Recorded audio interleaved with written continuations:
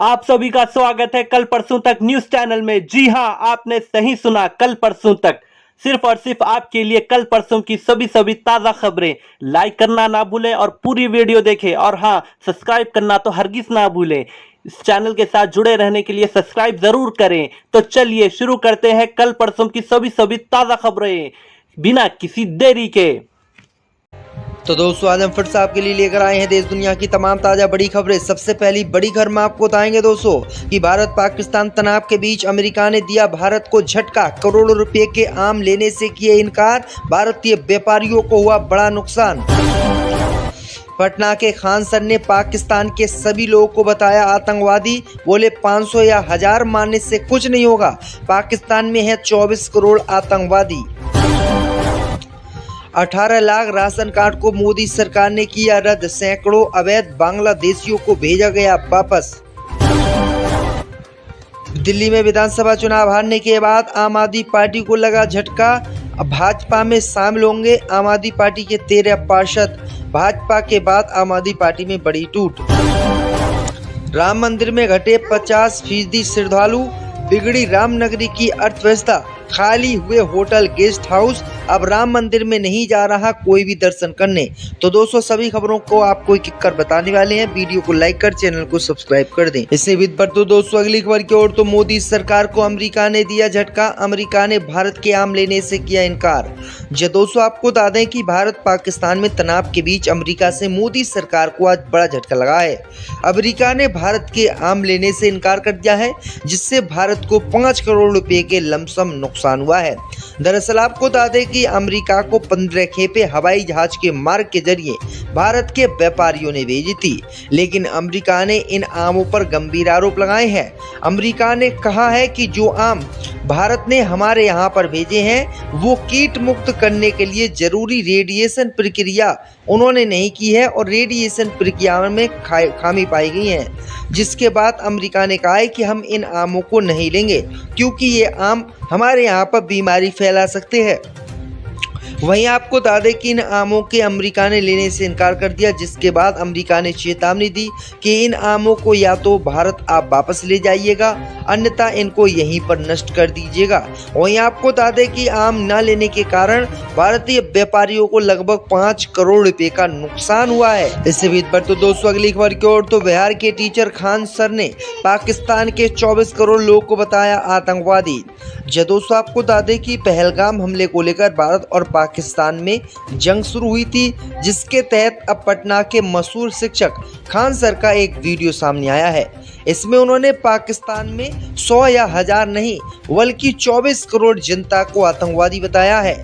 उन्होंने कहा है कि 500 या 1000 मारने से कुछ नहीं होगा, पाकिस्तान में 24 करोड़ आतंकवादी हैं और इन सभी का इलाज भारतीय सेना और मोदी सरकार को करना चाहिए।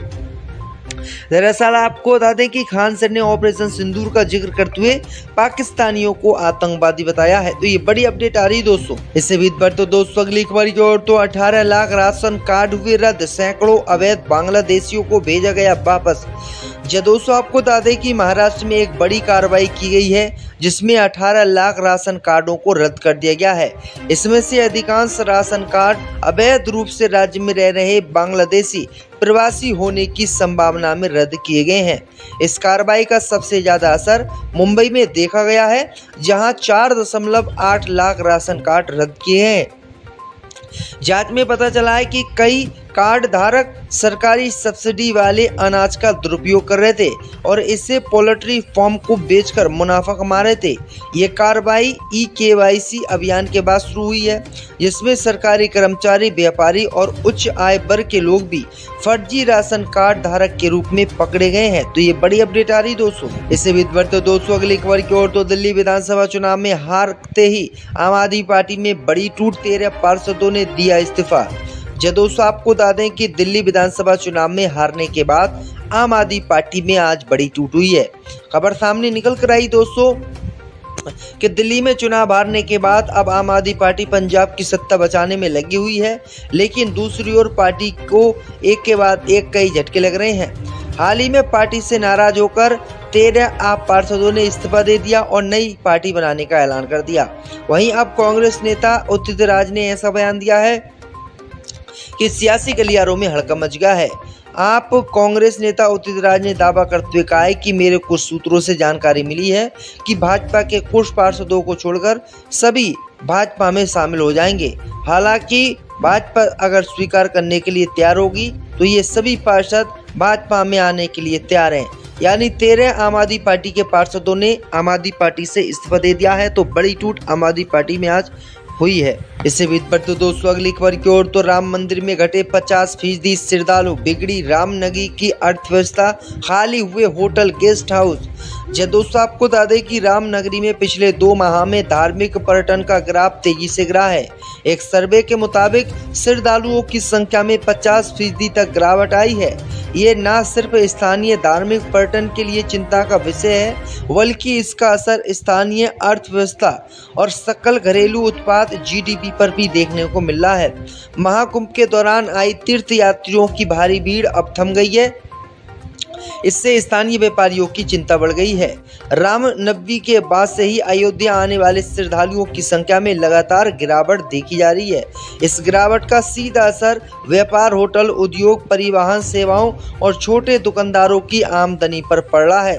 दरअसल आपको बता दें कि श्रद्धालुओं की संख्या 50% कम हो गई है और जो होटल्स थे उन होटल्स में कोई भी नहीं जा रहा है और होटल्स खाली पड़े हुए हैं। तो ये बड़ी अपडेट आई दोस्तों कि राम मंदिर में राम के दर्शन करने के लिए अब कोई जाने के लिए तैयार नहीं है। तो ये भारी संकट राम मंदिर को लेकर अयोध्या में उपजा है। इसी बीच पर तो दोस्तों अगली खबर की ओर तो चीन की विमान कंपनियां नेपाल का कानून मानने से किए इनकार।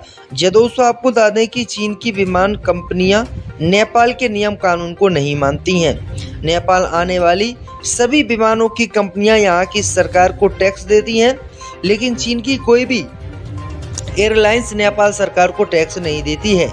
नेपाल के ऑडिटर जनरल ने बीते दिनों अपनी वार्षिक रिपोर्ट में इसका खुलासा किया है।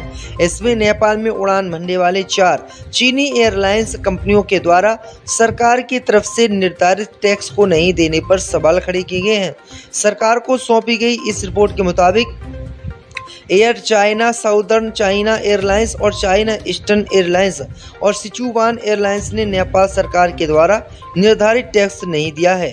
वहीं आपको बता दें कि ऑडिट जनरल की रिपोर्ट में इस बात की खुलासा हुआ है कि सभी देशों की विमानन कंपनियां टैक्स देती हैं, लेकिन चीन की विमानन कंपनियां टैक्स नहीं देती। नेता उदित राज ने दावा करते हुए कहा है कि मेरे कुछ सूत्रों से जानकारी मिली है कि भाजपा के कुछ पार्षदों को छोड़कर सभी भाजपा में शामिल हो जाएंगे। हालांकि भाजपा अगर स्वीकार करने के लिए तैयार होगी तो ये सभी पार्षद भाजपा में आने के लिए तैयार हैं। यानी 13 आम आदमी पार्टी के पार्षदों ने आम आदमी पार्टी से इस्तीफा दे दिया है। तो बड़ी टूट आम आदमी पार्टी में आज हुई है। इससे बीच पर तो दोस्तों अगली खबर की ओर तो राम मंदिर में घटे 50% श्रद्धालु, बिगड़ी रामनगरी की अर्थव्यवस्था, खाली हुए होटल गेस्ट हाउस। दोस्तों आपको बता दें कि रामनगरी में पिछले 2 माह में धार्मिक पर्यटन का ग्राफ तेजी से गिरा है। एक सर्वे के मुताबिक श्रद्धालुओं की संख्या में 50% तक गिरावट आई है। ये न सिर्फ स्थानीय धार्मिक पर्यटन के लिए चिंता का विषय है, बल्कि इसका असर स्थानीय अर्थव्यवस्था और सकल घरेलू उत्पाद जीडीपी पर भी देखने को मिल रहा है। महाकुंभ के दौरान आई तीर्थ यात्रियों की भारी भीड़ अब थम गई है। इससे स्थानीय व्यापारियों की चिंता बढ़ गई है। रामनवमी के बाद से ही अयोध्या आने वाले श्रद्धालुओं की संख्या में लगातार गिरावट देखी जा रही है। इस गिरावट का सीधा असर व्यापार, होटल उद्योग, परिवहन सेवाओं और छोटे दुकानदारों की आमदनी पर पड़ रहा है। दरअसल आपको बता दें कि श्रद्धालुओं की संख्या 50% कम हो गई है और जो होटल्स थे उन होटल्स में कोई भी नहीं जा रहा है और होटल्स खाली पड़े हुए हैं। तो ये बड़ी अपडेट आई दोस्तों कि राम मंदिर में राम के दर्शन करने के लिए अब कोई जाने के लिए तैयार नहीं है। तो ये भारी संकट राम मंदिर को लेकर अयोध्या में उपजा है। इसी बीच पर तो दोस्तों अगली खबर की ओर तो चीन की विमान कंपनियां नेपाल का कानून मानने से किए इनकार। दोस्तों आपको बता दें कि चीन की विमान कंपनियां नेपाल के नियम कानून को नहीं मानती हैं। नेपाल आने वाली सभी विमानों की कंपनियां यहां की सरकार को टैक्स देती हैं, लेकिन चीन की कोई भी एयरलाइंस नेपाल सरकार को टैक्स नहीं देती है। नेपाल के ऑडिटर जनरल ने बीते दिनों अपनी वार्षिक रिपोर्ट में इसका खुलासा किया है। इसमें नेपाल में उड़ान भरने वाले 4 चीनी एयरलाइंस कंपनियों के द्वारा सरकार की तरफ से निर्धारित टैक्स को नहीं देने पर सवाल खड़े किए गए हैं। सरकार को सौंपी गई इस रिपोर्ट के मुताबिक air China, southern China airlines और चाइना ईस्टर्न एयरलाइंस और सिचुवान एयरलाइंस ने नेपाल सरकार के द्वारा निर्धारित टैक्स नहीं दिया है। वहीं आपको बता दें कि ऑडिट जनरल की रिपोर्ट में इस बात की खुलासा हुआ है कि सभी देशों की विमानन कंपनियां टैक्स देती हैं, लेकिन चीन की विमानन कंपनियां टैक्स नहीं देती हैं।